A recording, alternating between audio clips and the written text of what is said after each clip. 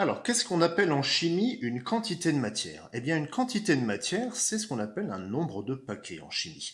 Comme dans un verre d'eau est constitué d'un nombre colossal de molécules d'eau.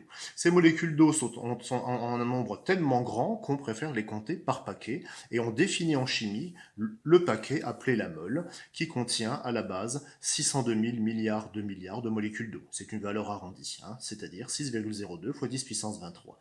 Donc si je veux connaître, déterminer la quantité de matière d'eau dans un verre, ça revient à déterminer combien j'ai de moles, c'est-à-dire combien j'ai de paquets de molécules d'eau représentant ceci. J'indique bien que là, les molécules d'eau représentées là ont été énormément agrandies.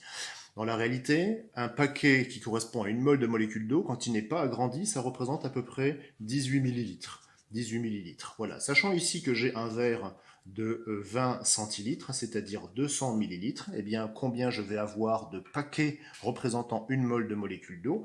Eh bien, si un paquet, c'est 18 millilitres, et qu'en tout j'ai 200 millilitres, eh bien, je vais faire 200 divisé par 18. Combien de fois j'ai 18 dans 200?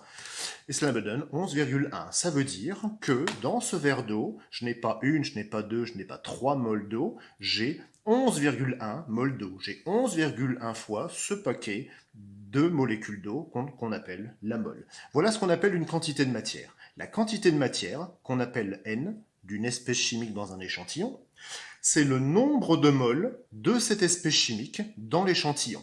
Son unité, c'est quoi? Eh bien, évidemment, comme c'est un nombre de moles, bah, l'unité, c'est la mole. Combien j'ai de moles, hein? La seule petite subtilité, c'est qu'on ne met pas de E à la fin quand on écrit l'unité dans un résultat. Je prends un exemple. Le verre d'eau ici, que j'ai utilisé, est formé de 11,1 moles d'eau. Comment ça se note? Petit n de H2O, donc la quantité de matière de molécules d'eau, est égale à 11,1 moles. Voilà ce que c'est qu'une quantité de matière. Elle se note N, et elle représente le nombre de moles. Dans le cours, vous penserez bien, quand vous reprendrez votre cours, à reprendre cette définition. Voilà.